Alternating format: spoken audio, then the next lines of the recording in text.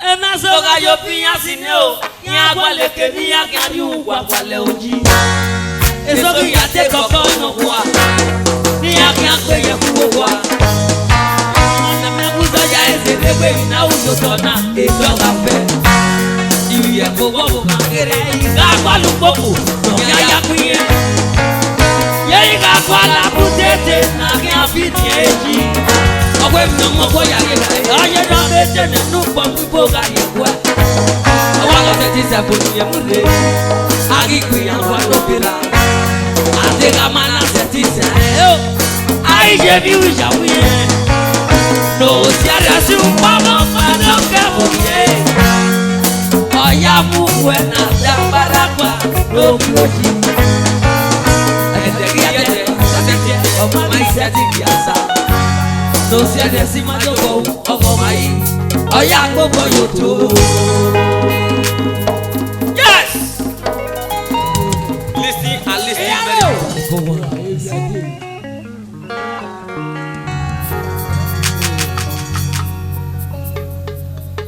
Alana toka mame ojiri ogo gba yana mi oto yana mi ogun.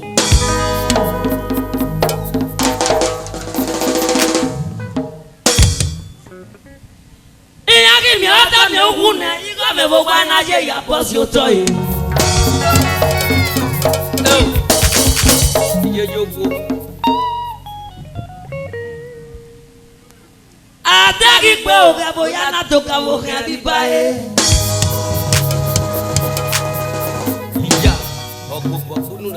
Iyagi tu abogani yana gwani ya tu no pe to men zomo.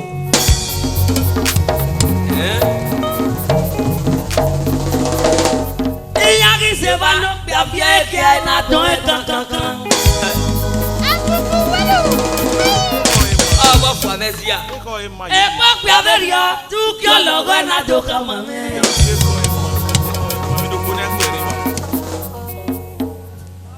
Adega senari anuncio logo piana ala ona do kama me. Ese te gbe. Daga me yo na ka ekwese wa sakata kana ruo do na do kama me.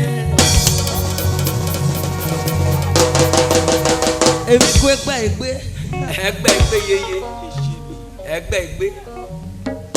O ma de egbe yeye. Egbe wo me. No be small thing, my brother. Nadoga mamo.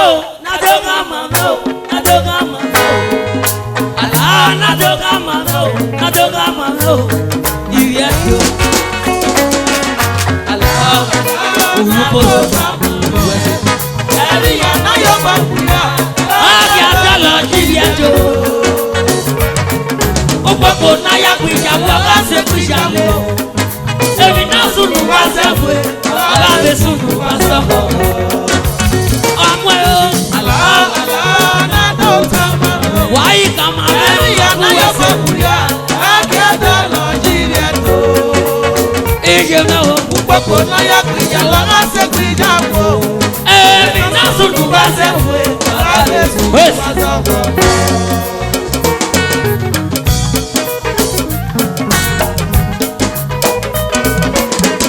It's a bit.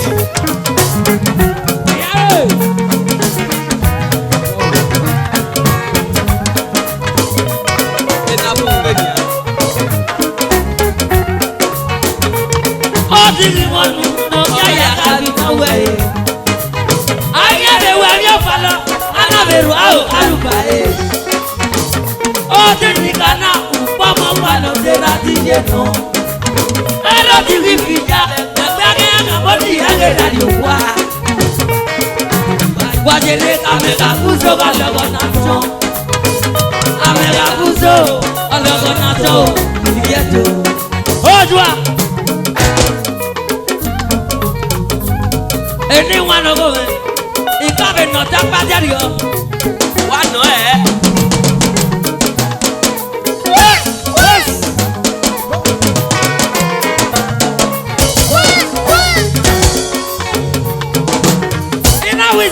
kutu bia ga ya lu po na mi ave. Ebe kuna ati me fo me na so. Okay. O di kwa.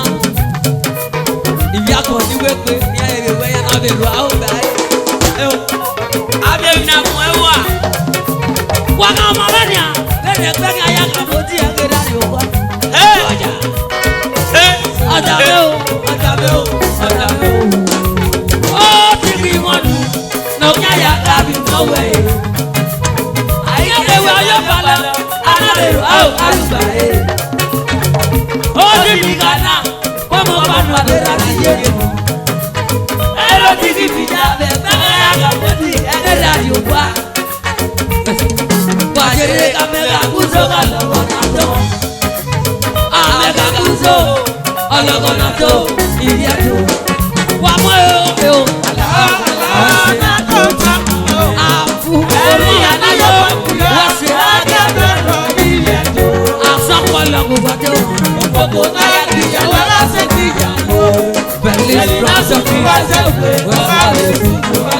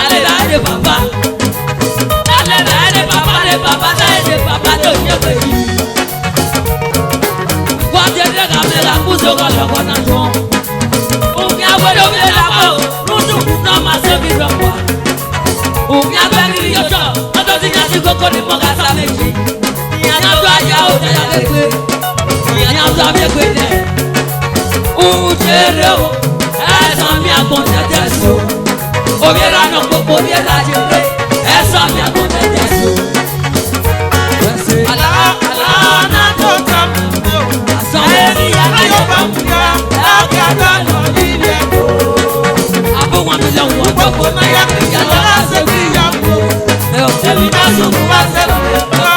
Latest